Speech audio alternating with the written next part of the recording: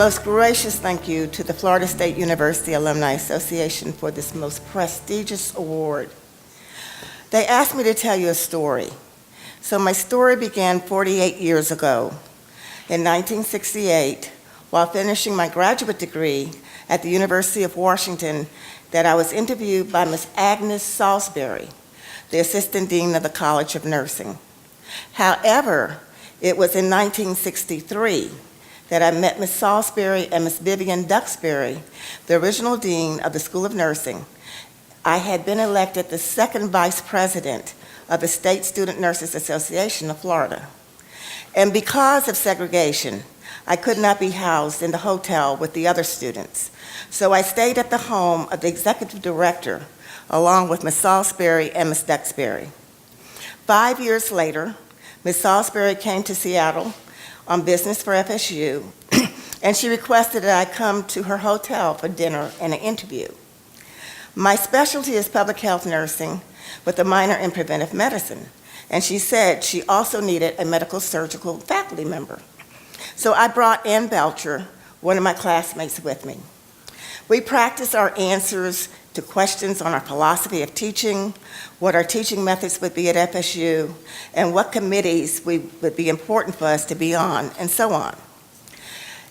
As we practiced, as I was driving to the hotel, Ann wanted to know, what should we say if Ms. Salisbury asked us if we wanted a cocktail? So I answered her and I said, this was not a cocktail party we were going to. This was an interview, and we had to focus on the interview. However, to our surprise, right after our introductions, the first words out of Ms. Salisbury's mouth was, what kind of cocktails can I offer you ladies? We both went blank. I then noticed she had already received her cocktail, so I said, I'll have what you're having, not knowing what she was drinking. She was drinking a drink on the rocks that was pure alcohol. So after one sip, I knew that I would be incoherent and flunk the interview. So I gently pushed the drink off to the side and later found out the drink was an old-fashioned on the rocks. A couple of weeks later, I received a letter from Ms. Vivian Duxbury, founder of the College of Nursing, and she offered me a contract. I signed my contract, and believe it or not, I became FSU's first tenure-earning African-American faculty member. Race was a big issue in those days, as it continues to be in these times. My arrival on campus did not go without notice. It was my second week on campus when I received a call from President Stanley Marshall's office requesting that I meet with him that afternoon. I told the secretary no, that was not possible, that I had other things to do that day, plus I was not dressed appropriately.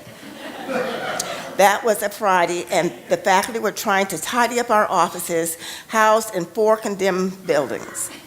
I told her that I could meet with him on Monday. So she put me on hold, and she came back and asked me what time could I come on Monday. So I went to see President Stanley Marshall, and immediately he appointed me as chair of the University Committee on Appointments. This was the committee that appoints faculty from all over the campus to university committees. I didn't know any of the campus faculty. So I was provided with a list of preferred candidates, from which my committee, all tenured men, could choose from. Everything went well with no problems. The University of Washington had given us a list of organizations to join once we graduated. So I joined what I thought was the American Association of University Women, but thought it strange that most of our time was learning to crochet, needlepoint, and do knitting.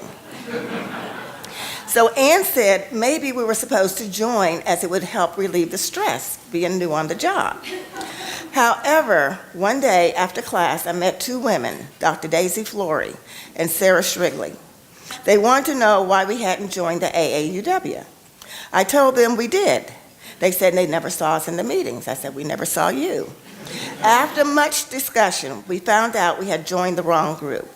We We had joined the Faculty Women's Club, Wives Club, Faculty Wives Club.